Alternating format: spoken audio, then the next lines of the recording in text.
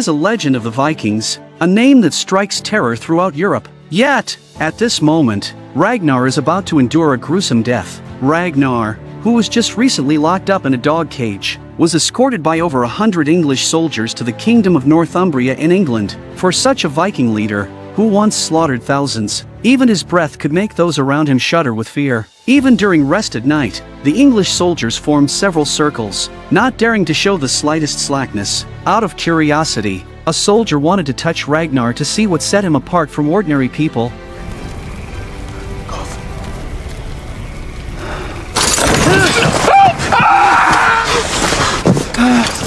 In the end, Ragnar didn't kill the soldiers. He knew that his journey to meet his fate held great significance, so he did not want to complicate matters and die halfway there. After 2 days of hard travel, Ragnar was finally brought to the kingdom of Northumbria. King El couldn't wait to meet Ragnar outside the city. He had been waiting for this moment for too long. More than 20 years ago, when Ragnar first led the Vikings to pillage his kingdom, El swore to God that he would take apart Ragnar to cleanse his shame. Now his wish was about to come true. And I swear, before you die, you will atone for your sins against my countrymen. After saying this, El ordered Ragnar, in his cage, to be lifted into the air, and the soldiers continued to poke at Ragnar under the cage with their spears. El, feeling unsatisfied, also commanded his men to roast Ragnar.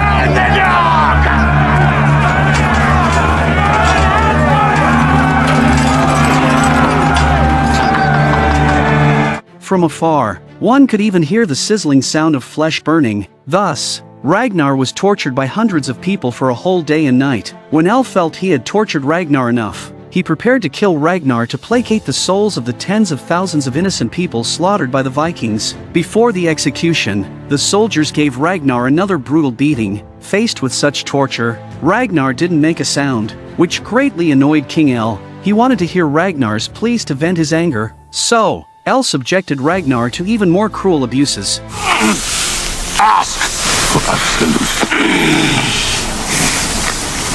Facing such a resilient enemy, King El showed an incredible expression. He pulled out his dagger and carved a deep cross on Ragnar's forehead. How the little piggies will grunt when they hear how the old boar suffered. But obviously, with El's intelligence, he could hardly understand the meaning of this sentence. Ragnar walked back to the cage, waiting for death, and scenes from the past began to flash back in his mind. With Ragnar's growing desire for glory and land, his life began to fall apart, ending up in a state of family discord and estrangement. But even if he had another 100 lifetimes, Ragnar would never regret his decision, because the Viking soul is deeply ingrained in his bones. Dying in battle for honor was the faith he clung to throughout his life. Ragnar was awakened by the prayers of the English people, and among the crowd, he saw a familiar figure. Egbert, in disguise, had come a long way to be present. From his eyes, one could see a trace of regret at the end of such a legendary leader. The soldiers pulled open a large hole under the cage, and amid the mournful singing, a large number of poisonous snakes were released into the pit. Ragnar shouts the last words of his life with emotion. It gladdens me to know that Odin prepares for a feast. Soon I shall be drinking ale from curved horns. This hero that comes into Valhalla does not lament his death. I shall not enter Odin's hall with fear. There, I shall wait for my sons to join me. And when they do, I will bask in their tales of triumph.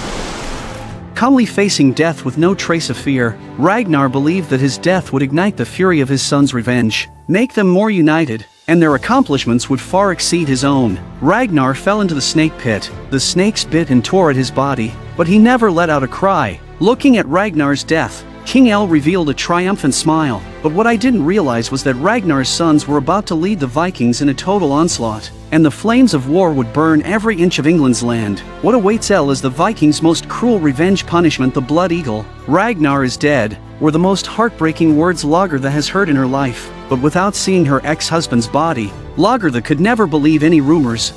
I am sorry. Forgive me, but if he is dead... If Ragnar is truly dead, Lagertha has decided to take on the responsibility of ruling the entire Kattegat Strait and even the whole country. The next day, Lagertha, as the queen, held a meeting in the hall. She didn't know what Ragnar's fate was and whether he would come back. But during the days without Ragnar, Lagertha decided to build city walls and fortifications to fend off invaders. After all, Kattegat is now the most prosperous place in Norway with the largest trade volume. Many people must covet its wealth and land. Those who share my belief, say aye.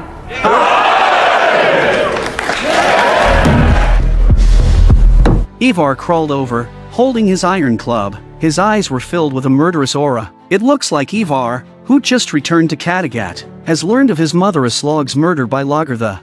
I want revenge. I challenge you to single combat. The crowd was stunned by Ivar's words. No one could expect a lame to challenge the first shield maiden of the Vikings. However, Lagertha resolutely rejected his challenge. I refuse. You can't refuse. I refuse to fight you, Ragnar Lothbrok, son of Ragnar. I don't want to kill you. Who says you would kill me? I do. I don't care, just as long as you know that one day I will kill you, Lagertha. Your fate is fixed. Lagertha knows all too well that Ivar won't let it go. In the days that followed, Lagertha led her people to build forts and trenches. Every day she would look into the distance, hoping that one day Ragnar could come back, but she never saw the figure that had flashed through her mind millions of times. One night, Lagertha suddenly woke up from her sleep, and in a daze, she finally saw Ragnar, whom she'd been missing, but when she reached out to touch him, she realized it was all an illusion. The lovesick Lagertha found the seer. She wanted to know if Ragnar was still in this world. The seer told her that Ragnar was on his way to Valhalla, which meant Ragnar had indeed fallen. Lagertha composed her emotions and asked the last question. Will I be killed by a son of Ragnar? Yes.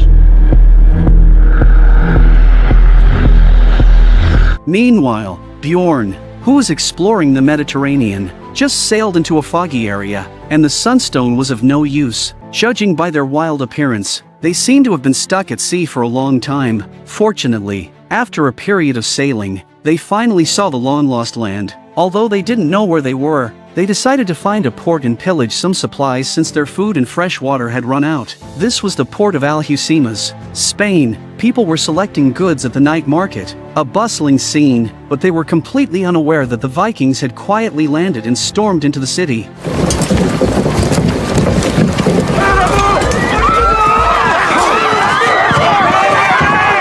When the figure of the pirates appeared, when the crowd immediately fled in fear, but the Vikings do not care about that. They see a man on a knife to kill, see the woman on the spot to rape and kill.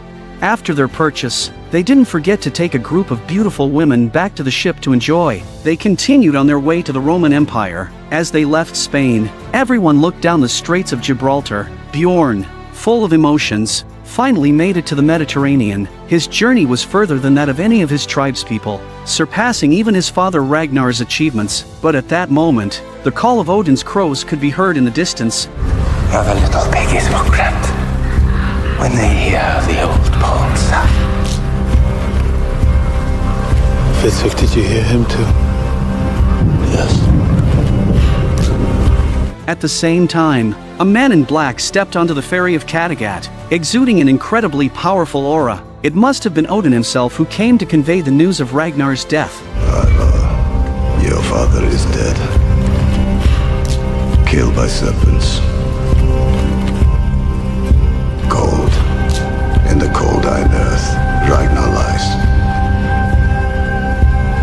Ragnar's 5 sons received the news of their father's death one after the other. On the spot, Bjorn decided to return. Rome wasn't important anymore. Avenging his father was the most pressing matter. Soon, their fleet reached the coast of Francia. Rollo also wanted to take vengeance for his brother, but the Vikings would never accept him again. When parting with everyone, Rollo invited anyone willing to stay to live in Normandy. However, even though the living conditions in Paris were miles better than in Kattegat, not a single person entertained the thought. In the hearts of the Vikings, once a traitor, always a public enemy of the Vikings. You should have killed him when you had the chance. Why would you say that? Because I have a bad feeling that he will reach more fame than any of you.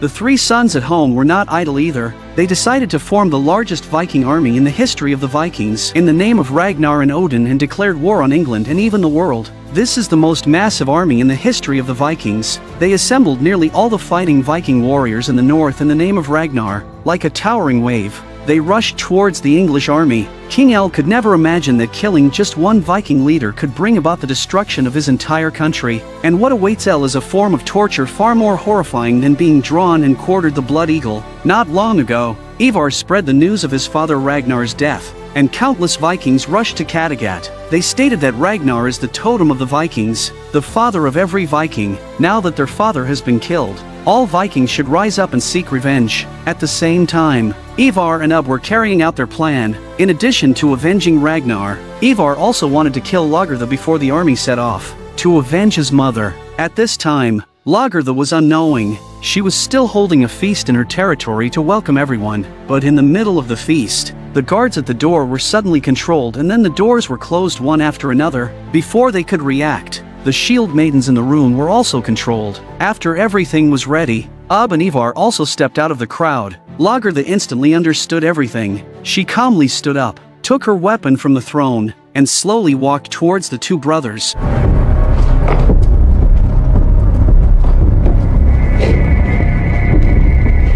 Just when everyone was tense, the door was suddenly pushed open. If you kill her, my brothers, you'll have to kill me too. Maybe we should. Shut up. She killed our mother. I know. You want revenge. So would I. But more importantly, we have to avenge our father. It turned out to be Bjorn returning from the Mediterranean. Bjorn's reputation among the people is the highest now. Ub does not want to be an enemy of Bjorn. After all, Bjorn is his elder brother who grew up with him. At Ub's urging, the brothers put their revenge plans on hold. Yet the crisis was not over. At the construction site in the middle of the night, the Harald brothers and a man were plotting a major event. Harald told Egil that he was about to join Ragnar's sons on an expedition to England. During this time, he wanted Egil to help him conquer Kattegat while the city's defenses were empty. Looking at the fortifications being built, Egil assures the brothers that he will find a weakness in the defenses and help Harald to unite Norway and become king of the Vikings. The next day, Ivar, who had failed to get his revenge, came to Floki, not only to visit him, but also to ask Floki to help him find a solution to his leg problem. As Bjorn's army returns, the conditions for heading to England are gradually maturing. Ivar, with disabled legs, does not want to crawl around on the battlefield. Hearing this,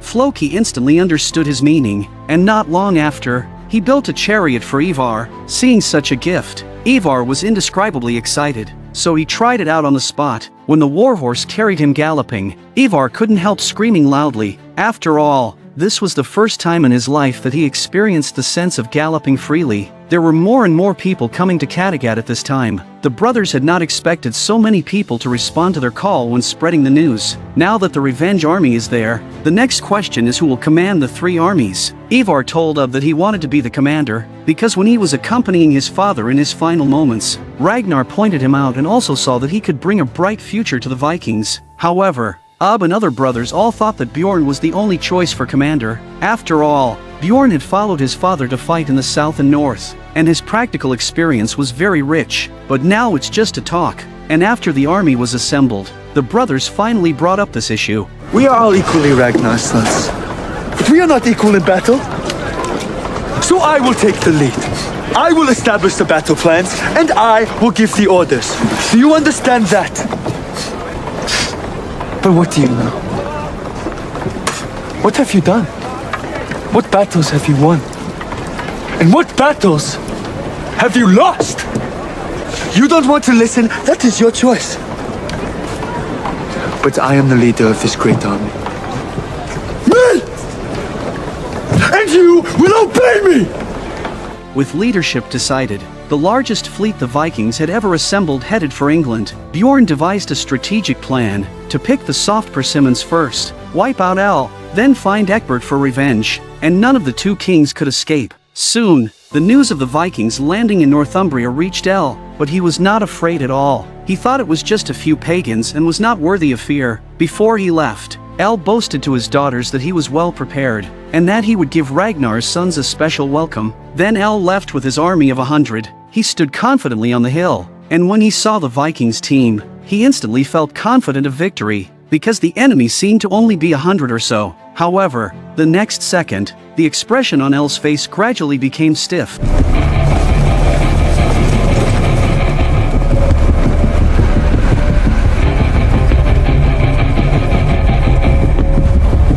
With Ivar's chariots sweeping through the front of the formation, the Viking army was officially lined up. Looking out, this force seemed to be tens of thousands, and El was scared to stand still. The strength of the two sides is simply incomparable. Now it is too late to run. With Bjorn's order, the Vikings surged like a tide against the English army.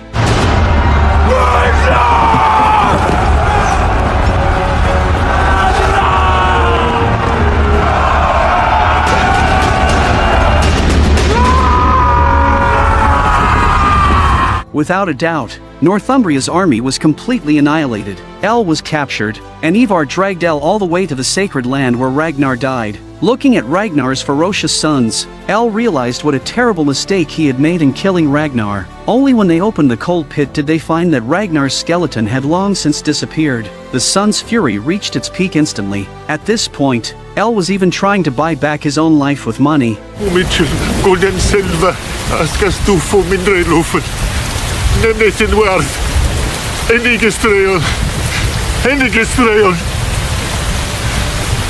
Du mig sist.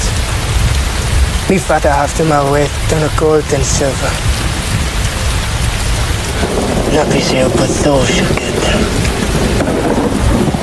Floki grabbed El, intending to show him what the cruelest punishment in the world looked like. I've been told your god is a carpenter. And guess what? So am I.